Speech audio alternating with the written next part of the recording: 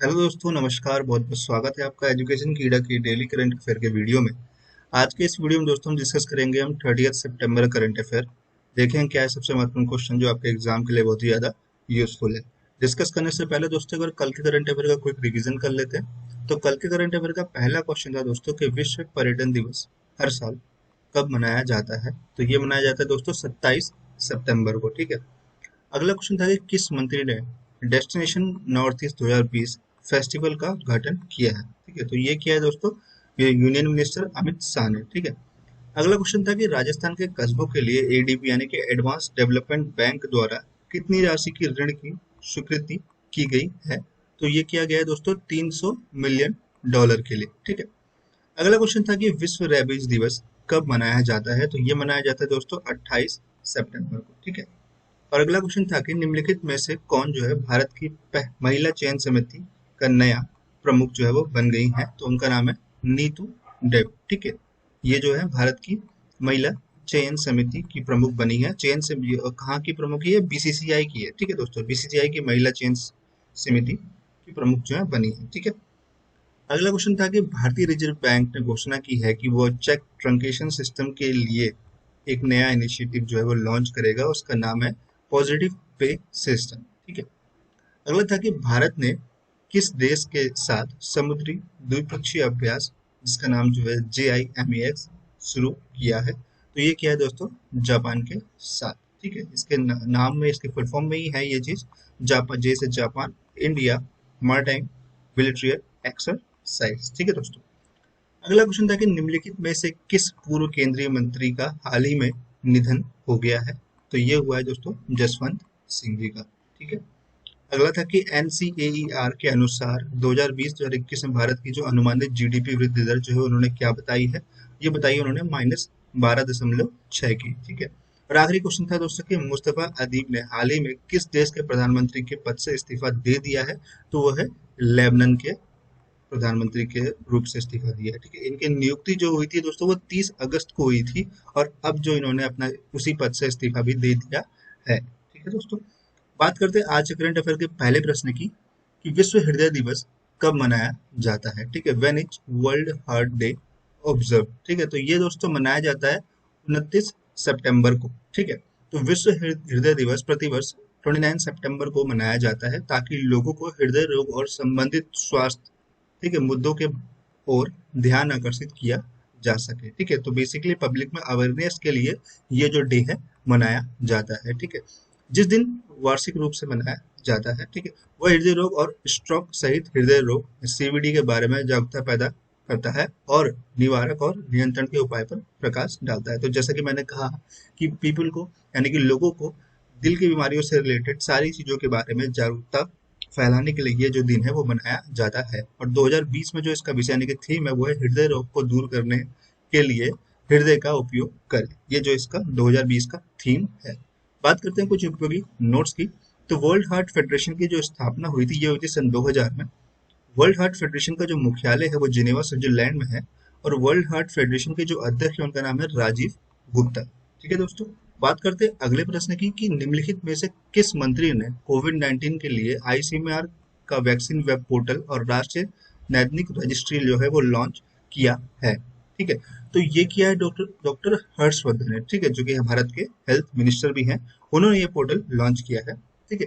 तो स्वास्थ्य और परिवार कल्याण मंत्री डॉक्टर हर्षवर्धन ने कोविड-19 के लिए ICMR के वैक्सीन वेब पोर्टल और राष्ट्रीय नैदानिक रजिस्ट्री का शुभारंभ जो है वो किया है। ठीक है। यह वैक्सीन वेब पोर्टल भारत और विदेशों में कोविड-19 वैक्सीन विकास से संबंधित जानकारी प्रदान करेगी। ठीक है। तो बेसिकली जो है ये जो पोर्टल है, ये पोर्टल आपको बताएगा कि जो वैक्सीन जो बन रही है कोरोना वायरस के लिए उसका क्या स्टेटस है पूरे वर्ल्ड में और इंडिया में, उसकी डिटेल्स आपको जो है प्रोवाइड कराएगा। ठीक है। इसके माध्यम से टीका विकास के बारे में सभी जानकारी सरल और पारदर्शी तरीके से प्रदान की जाएगी। ठीक है दोस्तों। राष्ट्रीय कोविड-19 नैदानिक रजिस्ट्री भारत में अस्पताल में भर्ती कोविड-19 रोगियों को और प्रयोगशाला जांच, उपचार प्रबंध, प्रोटोकॉल और परिणाम से संबंधित जो है डेटा एकत्रित करेगा। ठीक है। ICMR की मोबाइल स्ट्रैक यूनिट भी लॉन्च की गई। मोबाइल स्ट्रैक यूनिट हृदय रोग और उच्च रक्तचाप से पीड़ित लोगों के लिए समय पर उचित उपचार जो है वो सुनिश्चित करेगा। ठीक है दोस्तों। तो बहुत ही अच्छा इनिशिएटिव है जो कि हेल्थ मिनिस्टर के द्वारा लॉन्च किया गया है। ठीक है, बात करते हैं अगले प्रश्न की कि माली के नए प्रधानमंत्री के रूप में किसे नियुक्त किया गया है। ठीक है, who has been appointed as the new prime minister of Mali. तो ये किया गया है दोस्तों मोख्तर ओवेन को। ठीक है, तो माली के अंतरिम राष्ट्रपति बानेडा, ठीक है, ने पूर्व मालियन विदेश मंत्री मोख्तर ओवेन को माली का जो है नया प्रधानमंत्री नियुक्त किया है। ठीक है, मोख्तर ओवेन जो है 1995 से 2002 तक संयुक्त राष्ट्र में माली के राजदूत के रूप में कार्य कर रहे थे और 2004 से 2009 में विदेश मंत्री के रूप में M2 ताउनविन तौर के राष्ट्रपति के पद के दौरान जो है कार्य किया था उन्होंने। ठीक है दोस्तों, बात करते हैं कुछ उपयोगी नोट्स की। तो माली राजधानी है उसकी बमोका नाम है। वहाँ की जो मुद्रा है वो पश्चिम अफ्रीकी CFA फ्रैंक उसकी मुद्रा है। बहुत ही छोटी सी कंट्री है जो कि साउथ अफ्रीका में स्थित है। ठीक है, अगला क्वेश्चन था दोस्तों कि खादी और ग्रामोद्योग आयोग से ने किसे अपना सलाहकार जो है वो नियुक्त किया है। Khadi and the village industries commission has appointed whom as its advisor. ठीक है, तो ये दोस्तों किया है सुनील सेठी जी। ठीक है, तो खादी और ग्रामोद्योग आयोग ने सुनील सेठी को अपना सलाहकार जो है वो नियुक्त किया है। Sunil Sethi fashion design council of India के अध्यक्ष हैं। उन्हें 1 वर्ष की अवधि के लिए जो है नियुक्त किया गया है। ठीक है, सुनील शेट्टी रेडीमेड कपड़ों के क्षेत्र में न्यूनतम डिजाइन हस्तक्षेप के साथ साथ भारत और विदेश में खादी के प्रचार पर आयोग की सलाह जो है वो देंगे। ठीक है दोस्तों, बात करते हैं कुछ उपयोगी नोट्स की। तो खादी और ग्रामोद्योग आयोग के जो अध्यक्ष है उनका नाम है विनय कुमार सक्सेना। ठीक है, आगे बढ़ते हैं, बात करते हैं अगले प्रश्न की। भारत सरकार द्वारा ट्राई के नए अध्यक्ष के रूप में किसे नियुक्त किया गया है। ठीक है, whom has been appointed as the new chairman of TRAI by the government of India. ठीक है, तो ये दोस्तों किया गया है PD वघेला जी को। ठीक है, तो कैबिनेट की नियुक्ति समिति यानी कि ACC ने PD वघेला भारतीय दूरसंचार नियामक यानी ट्राई के अध्यक्ष के रूप में उन्हें चुना गया है। ठीक है, वह जो है RS शर्मा की जगह लेंगे जो 5 साल के लिए इस सेक्टर में नियामक के पद पर थे। ठीक है, वह वर्तमान में रसायन और उर्वरक मंत्रालय के तहत, ठीक है, फार्मास्यूटिकल DOP विभाग में है, जहां उन्हें 30 सितंबर तक 1 साल के लिए सचिव के रूप में नियुक्त किया गया था। ठीक है, बात करते हैं कुछ उपयोगी नोट्स की। तो भारतीय दूरसंचार नियामक की स्थापना जो हुई थी यानी कि ट्राई की जो स्थापना हुई थी वो हुई थी 20 फरवरी सन 1997 में।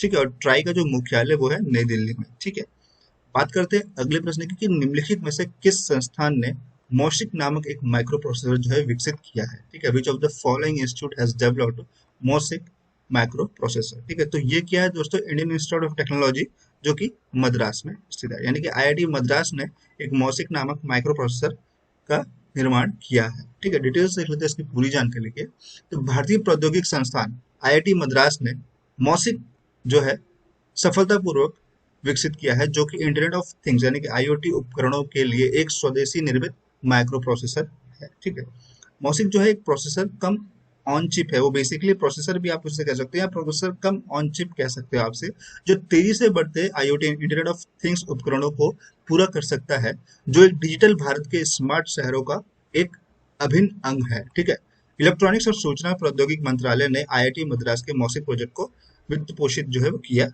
है। ठीक है, जो मॉसिक के क्षेत्र में, ठीक है, अनुप्रयोग में क्रेडिट कार्ड जो मॉसिक है उसका जो प्रयोग है वो कहाँ कहाँ किया जा सकता है उसके बारे में डिटेल्स बताई गई है, जैसे क्रेडिट कार्ड, ठीक है, ID कार्ड, डेबिट कार्ड, महानगरों के यात्रा कार्ड और driving licence, electronic vending machines, ठीक है, EVM मशीन्स और कार्यकालीय प्रबंध प्रणाली शामिल है, जिनमें उपस्थित निगरानी कैमरा और सुरक्षित ताले शामिल है। इसमें व्यक्तिगत स्वास्थ्य प्रबंध प्रणाली भी शामिल है। ठीक है, तो ये कुछ ऐसी चीजें हैं जहां पे इस माइक्रो प्रोसेसर का यूज करके हम उसको इस्तेमाल कर सकते हैं और जो है इंटरनेट ऑफ थिंग्स में एक नया उपकरण के साथ जो है भारत को प्रगतिशील की ओर बढ़ा सकते हैं।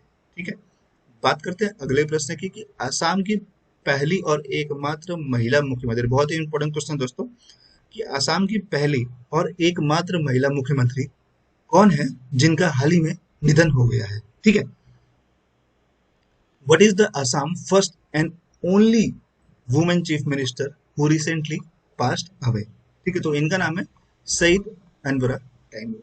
ठीक है, तो असम की पहली और एकमात्र महिला मुख्यमंत्री सईदा अनवरा तैमूर का निधन जो है वो हो गया है। 1972 में अपने पहले चुनाव से शुरुआत करने वाली 4 बार के कांग्रेसी विधायक तैमूर ने 6 दिसंबर सन 1980 से 30 जून 1981 तक की अवधि के लिए मुख्यमंत्री बनने के से पहले शिक्षा जैसी विभागों में संचालन जो है किया। ठीक है, उन्होंने 1988 में राज्यसभा के लिए नामित किया गया था। वहाँ 2011 में all India United democratic front यानी कि AIUDF में शामिल जो हुई थी।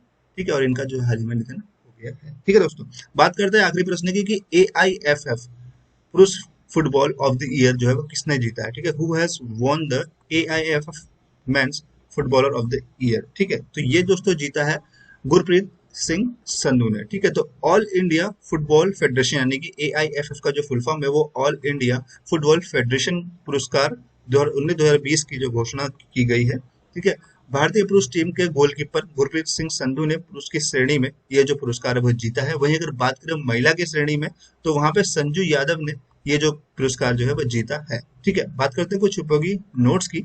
तो AIF के जो अध्यक्ष उनका नाम है प्रफुल्ल पटेल, और AIFF की जो स्थापना हुई थी 23 जून सन 1937 में। AIFF का जो फीफा संबंध है वो 1948 से शुरू हुआ था, और AIFF का जो मुख्यालय वो द्वारिका दिल्ली में। ठीक है, अगर बात करें पूरे लिस्ट की तो ये दोस्तों पूरी लिस्ट है 2019-2020 AIFF अवार्ड्स की है। ठीक है, जैसे कि मैंने आपको बताया men's footballer of the year में गुरप्रीत सिंह संधू ने जीता है, और अगर बात करें वही women's player of the year में वहां पे जीता उन्होंने संजू यादव ने। ठीक है, अगर men's emerging footballer of the year की बात करें तो अनिरुद्ध थापा ने वो जो है अवार्ड जीता है।